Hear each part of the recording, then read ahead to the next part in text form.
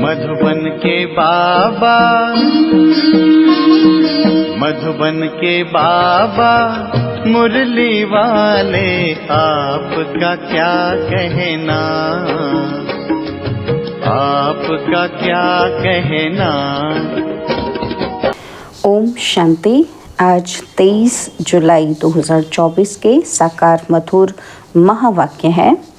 आज मीठे मीठे बापा दादा बोले, मीठे बच्चे, तुम्हें टाइम पर अपने घर वापस जाना है, इसलिए याद की रफ्तार को बढ़ाओ। इस दुख धाम को भूल शांति धाम और सुख धाम को याद करो। बाबा ने कहा, मीठे बच्चे, तुम्हें टाइम पर अपने घर वापस जाना है, इसलिए याद की रफ्तार को बढ़ाओ। इस दुख धाम को भूल शांति धाम और सुख धाम को याद करो। बाबा ने आज प्रश्न पूछा कि कौन सा एक गुह्य राज तुम मनुष्यों को सुनाओ तो उनकी बुद्धि में हलचल मच जाएगी। तो उत्तर में बाबा कहते, उन्हें गुह्य राज सुनाओ कि आत्मा इतनी छोटी बिंदी है, उसमें फॉर एवर पार्ट भरा हुआ है, जो बजाती ही रहती है, कभी थकती ही नहीं। मोक्ष किसी को मिल नहीं सकता। मनुष्य बहुत दुख देख कर कहते हैं मोक्ष मिले तो अच्छा है, लेकिन अविनाशी आत्मा पार्ट बजाने के बिना रह नहीं सकती। इस बात को सुनकर उनके अंदर हलचल मच जाएगी। ओम शांति। मीठे मीठे रूहानी बच्चों को बाप समझाते हैं, यहाँ तो है रूहानी बच्चे। बाप रोज रोज समझाते हैं बरोबर इस दुनिया में गरीबों को कितना दुख है। अभी ये फ्लड्स आदि होती हैं तो गरीबों को दुख होता है, उनके सामान आदि का क्या हाल हो जाता है। दुख तो होता है ना, अपार दुख है। साहूकारों को सुख है, परंतु वह भी अल्पकाल के लिए। साहूकार भी बीमार पड़ते हैं, मृत्यु भी बहुत होती है। आज फलाना मरा, आज ये हुआ। आज प्रेसिडेंट है, कल गद्दी छोड़नी पड़ती है। घेराव कर उनको उतार देते हैं, यह भी दुख होता है। बाबा ने कहा है, दुखों की भी लिस्ट निकालो, किस किस प्रकार के दुख हैं इस दुख धाम में। तुम बच्चे सुख धाम को भी जानते हो, दुनिया कुछ भी नहीं जानती। दुख धाम सुख धाम की भेंट वह नहीं कर सकते। बाप कहते हैं, तुम सब कुछ जानते हो, यह मानेंगे कि बरोबर कहते सच हैं। यहाँ जिसको बड़े बड़े मकान हैं, एरोप्लेन आदि हैं, वह समझते हैं कलयुग को अजुन 40,000 वर्ष चलना है, बाद में सतयुग आएगा। घोर अंधियारे में है ना, अब उनको नज़दीक ले आना है, बाकी थोड़ा समय है। कहाँ लाखों वर्ष कहते हैं और कहाँ तुम 5,000 वर्ष सिद्ध कर बतलाते हो। यह 5,000 वर्ष के बाद चक्र रिपीट होता है। ड्रामा कोई लाखों वर्ष का थोड़े ही होगा। तुम समझ गए हो, जो कुछ होता है वह 5,000 वर्ष में होता है। तो यहाँ दुख धाम में बीमारियाँ आदि सब होती हैं। तुम तो मुख्य थोड़ी बातें लिख दो, स्वर्ग में दुख का नाम भी नहीं। अब बाप समझाते हैं, मौत सामने खड़ा है। यह वही गीता का एपिसोड चल रहा है। ज़रूर संगम युग पर ही सत्य की स्थापना होगी। बाप कहते हैं, मैं राजाओं का राजा बनाता हूँ तो ज़रूर सत्य का बनाएगा ना। तो बाबा अच्छी रीति समझाते हैं। अब हम जाते हैं सुख धाम। बाप को ले जाना पड़े। जो निरंतर याद करते हैं वही ऊंच पद पाएंगे। उसके लिए बाबा युक्तियाँ बतलाते रहते हैं। याद की रफ्तार बढ़ाओ। कुंभ के मेले पर भी टाइम पर जाना होता है, तुमको भी टाइम पर जाना है। ऐसे नहीं कि जल्दी जल्दी जाकर पहुँचेंगे, नहीं, यह जल्दी जल्दी करना अपने हाथ में नहीं है। यह तो है ड्रामा की नूद। महिमा सारी ड्रामा की है। यहाँ कितने जीव जंतु आदि दुख देने वाले हैं। सत्युग में यह होते ही नहीं। अंदर ख्याल करना चाहिए, वहाँ यह होगा। सत्युग तो याद आता है ना, तो सत्युग की स्थापना बाप करते हैं। पिछाड़ी में सारा नटशल में ज्ञान बुद्धि में आ जाता है। जैसे बीज कितना छोटा, झाड़ कितना बड़ा है। वह तो है जड़ चीज़ें और यह है चैतन्य। इनका किसी को पता नहीं है। कल्प की आयु लंबी चौड़ी कर दी है। भारत ही बहुत सुख पाता है तो दुख भी भारत ही पाता है। बीमारियां आदि भी भारत में अधिक है। यहाँ मच्छरों सदृश मनुष्य मरते हैं क्योंकि आयु छोटी है। यहाँ के सफाई करने वालों और विलायत के सफाई करने वालों में कितना फ़र्क है। विलायत से सारी इन्वेंशंस यहाँ आती हैं। सत्युग का नाम ही है पैराडाइज।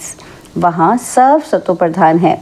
तुमको सब साक्षात्कार होंगे। यह है अब संगम युग, जबकि बाप बैठ समझाते हैं, समझाते रहेंगे, नई नई बातें सुनाते रहेंगे। बाप कहते हैं दिन प्रतिदिन गुहे गुहे बातें सुनाता हूँ। आगे थोड़ा ही पता था बाबा इतनी बिंदी है, उनमें सारा पार्ट भरा हुआ है फॉर एवर। तुम पार्ट बजाते आए हो, तुम किसी को भी बताओ तो बुद्धि में कितनी हलचल हो जाएगी कि ये क्या कहते हैं। इतनी छोटी बिंदी में सारा पार्ट भरा हुआ है, जो बजाते ही रहते, कभी थकते नहीं हैं, किसी को भी पता नहीं। अभी तुम बच्चों को समझ पड़ती जाती है कि आधा कल्प है सुख, आधा कल्प है दुख। बहुत दुख देखकर ही मनुष्य कहते हैं इससे तो मोक्ष पालें।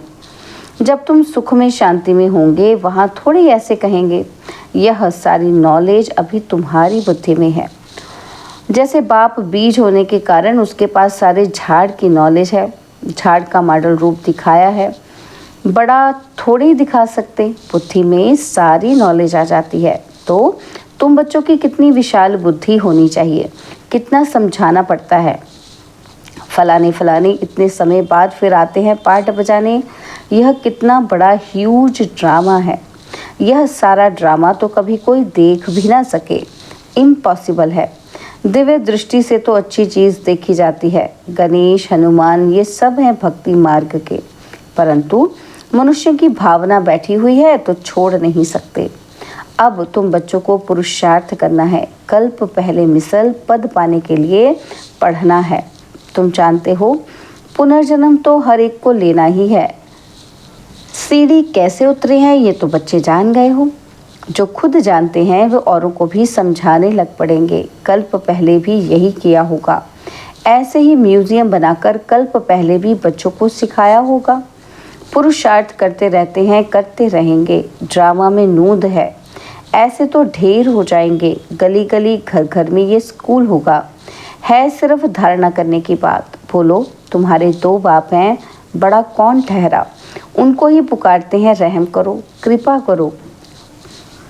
बाप कहते हैं मांगने से कुछ भी नहीं मिलेगा। हमने तो रास्ता बता दिया है। मैं आता ही हूँ रास्ता बताने। सारा झाड़ तुम्हारी बुद्धि में है। बाप कितनी मेहनत करते रहते हैं। बाकी बहुत थोड़ा टाइम बचा है। मुझे सर्विसेबल बच्चे चाहिए। घर घर में गीता पाठशाला चाहिए। और चित्र आदि ना रखो, सिर्फ बाहर में लिख दो। चित्र तो यह बैज ही है, बस पिछाड़ी में यह बैज ही तुमको काम में आएगा। इशारे की बात है। मालूम पड़ जाता है बेहद का पाप ज़रूर स्वर्ग ही रचेंगे। तो बाप को याद करेंगे तब तो स्वर्ग में जाएंगे ना। यह तो समझते हो कि हम पतित हैं, याद से ही पावन बनेंगे और कोई उपाय नहीं। स्वर्ग है पावन दुनिया। स्वर्ग का मालिक बनना है तो पावन जरूर बनना है। स्वर्ग में जाने वाले फिर नरक में गोते कैसे खाएंगे? इसलिए कहा जाता है मन मना भव। बेहद के बाप को याद करो तो अंतमति सो गति होगी। स्वर्ग में जाने वाले विकार में थोड़े ही जाएंगे। भक्त लोग इतना विकार में नहीं जाते। सन्यासी भी ऐसे नहीं कहेंगे पवित्र बनो, क्योंकि खुद ही शादियां कराते हैं। वे गृहस्थियों को कहेंगे मास मास में विकार में जाओ। ब्रह्मचारियों को ऐसे नहीं कहेंगे कि तुम्हें शादी नहीं करना है। तुम्हारे पास गंधर्वी विवाह करते हैं, फिर भी दूसरे दिन खेल खलास कर देते। माया बहुत कशिश करती है, तो भी पवित्र बनने का पुरुषार्थ इस समय ही होता है। फिर है प्रारब्ध। वहाँ तो रावण राज्य ही नहीं, क्रिमिनल ख्यालात ही नहीं होती। क्रिमिनल रावण बनाता है और सिविल शिव बाबा बनाते हैं। यह भी याद करना है। घर घर में क्लास होगा तो सब समझाने वाले बन पड़ेंगे। घर घर में गीता पाठशाला बनाए, घर वालों को सुधारना है। ऐसे वृद्धि होती रहेगी। साधारण और गरीब वह जैसे हम जिन्स ठहरे। बड़े बड़े आदमियों को छोटे छोटे आदमियों के सत्संग में आने में भी लज्जा आएगी, क्योंकि सुना है ना जादू है, भाई बहन बनाती हैं। अरे यह तो अच्छा है ना। तो गृहस्थी में कितने झंझट होते हैं, फिर कितना दुखी होते हैं। यह है ही दुख की दुनिया। अपार दुख है, फिर वहाँ सुख भी अपार होगा। तुम कोशिश करो लिस्ट बनाने की, 25-30 मुख्य मुख्य दुख की बातें निकालो। बेहद के बाप से वर्षा पाने के लिए कितना पुरुषार्थ करना चाहिए। बाप इस रथ द्वारा हमको समझाते हैं। यह दादा भी स्टूडेंट हैं, देहधारी सब स्टूडेंट हैं। टीचर पढ़ाने वाला है विदेही, तुमको भी विदेही बनाते हैं। इसलिए बाप कहते हैं शरीर का भान छोड़ते जाओ। यह मकान आदि कुछ भी नहीं रहेगा, वहाँ सब कुछ नया मिलना है। पिछाड़ी में तुमको बहुत साक्षात्कार होंगे। यह तो जानते हो कि उस तरफ विनाश बहुत हो जाएगा एटॉमिक बॉम्ब्स से। यहाँ के लिए है रक्त की नदियाँ, इसमें टाइम लगता है। यहाँ का मौत बड़ा खराब है। यह अविनाशी खंड है। नक्शे में देखेंगे हिंदुस्तान तो एक जैसे कोना है। ड्रामा अनुसार यहाँ उनका असर आता ही नहीं है। यहाँ रक्त की नदियाँ बहती हैं, अभी तैयारियाँ कर रहे हैं। हो सकता है पिछाड़ी में इनको बॉम्ब्स भी लोन देंगे। बाकी वह बॉम्ब्स जो फेंकने से ही दुनिया खत्म हो जाए, वह थोड़े ही लोन पर देंगे। हल्की क्वालिटी के देंगे। काम की चीज़ें थोड़े किसी को दी जाती हैं। विनाश तो कल्प पहले मिसल हो ही जाना है, नई बात नहीं। अनेक धर्म विनाश, एक धर्म की स्थापना। भारत खंड कभी विनाश को नहीं पाता है। कुछ तो बचने ही हैं, सब मर जाएं फिर तो प्रलय हो जाए। दिन प्रतिदिन तुम्हारी बुद्धि विशाल होती जाएगी। तुमको बहुत रिगार्ड रहेगा। अभी कितना रिगार्ड थोड़ी ही है, तब तो कम पास होते हैं। बुद्धि में आता नहीं है कितनी सजाएं खानी पड़ेंगी, फिर आएंगे भी देरी से।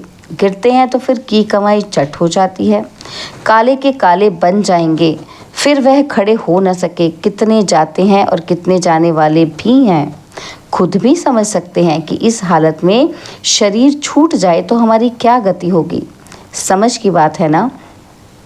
बाप कहते हैं तुम बच्चे हो शांति स्थापन करने वाले। तुम्हारे में भी अशांति होगी तो पद भ्रष्ट हो जाएगा। किसी को भी दुख देने की दरकार नहीं है। बाप कितना प्यार से सबको बच्चे बच्चे कहकर बात करते हैं। बेहद का बाप है ना। सारी दुनिया की इसमें नॉलेज है, तब तो समझाते हैं। इस दुनिया में कितने प्रकार के दुख हैं। ढेर दुख की बातें तुम लिख सकते हो। जब तुम ये सिद्ध कर बताएंगे तो समझेंगे कि ये बात तो बिल्कुल ठीक है। यह अपार दुख तो सिवाय एक बाप के और कोई दूर कर नहीं सकते। दुखों की लिस्ट होगी तो कुछ ना कुछ बुद्धि में बैठेगा। बाकी तो सुना अनसुना कर देंगे। उनके लिए ही गाया जाता है कि भेड़ क्या जाने साज से। बाप समझाते हैं तुम बच्चों को ऐसा गुलगुल बनना है। कोई अशांति गंदगी नहीं होनी चाहिए। अशांति फैलाने वाले देह अभिमानी ठहरे, उनसे दूर रहना है, छूना भी नहीं है। अच्छा, मीठे मीठे सिकिलते बच्चों प्रति माता पिता बाप दादा का याद प्यार और गुड मॉर्निंग। रूहानी बाप की रूहानी बच्चों को नमस्ते। हम रूहानी बच्चों की रूहानी बाप दादाजी को दिलवा जान सिकवा प्रेम से नमस्ते। ओम शांति। प्यारे बाबा, मीठे बाबा, मेरे बाबा, शुक्रिया बाबा, शुक्रिया बाबा, शुक्रिया। धारणा के लिए मुख्य सार है। पहला पॉइंट है, जैसे पढ़ाने वाला टीचर विदेही है, उसे देह का भान नहीं, ऐसे विदेही बनना है। शरीर का भान छोड़ते जाना है। क्रिमिनल आई को बदल सिविल आई बनानी है। और सेकंड पॉइंट है, अपनी बुद्धि को विशाल बनाना है। सजाओं से छूटने के लिए बाप का व पढ़ाई का रिकॉर्ड रखना है। कभी भी दुख नहीं देना है, अशांति नहीं फैलानी है। बाबा ने आज वरदान दिया, ब्राह्मण जीवन की नेचुरल नेचर द्वारा पत्थर को भी पानी बनाने वाले मास्टर प्रेम के सागर भव। ब्राह्मण जीवन की नेचुरल नेचर द्वारा पत्थर को भी पानी बनाने वाले मास्टर प्रेम के सागर भव। जैसे दुनिया वाले कहते हैं कि प्यार पत्थर को भी पानी कर देता है, ऐसे आप ब्राह्मणों की नेचुरल नेचर मास्टर प्रेम का सागर है। आपके पास आत्मिक प्यार, परमात्मा प्यार की ऐसी शक्ति है जिससे भिन्न भिन्न नेचर को परिवर्तन कर सकते हो। जैसे प्यार के सागर ने अपने प्यार स्वरूप की अनादि नेचर से आप बच्चों को अपना बना लिया, ऐसे आप भी मास्टर प्यार के सागर बन विश्व की आत्माओं को सच्चा निस्वार्थ आत्मिक प्यार दो तो उनकी नेचर परिवर्तन हो जाएगी। स्लोगन है, अपनी विशेषताओं को स्मृति में रख उन्हें सेवा में लगाओ तो उड़ती कला में उड़ते रहेंगे। अपनी विशेषताओं को स्मृति में रख उन्हें सेवा में लगाओ तो उड़ती कला में उड़ते रहेंगे। ओम शांति।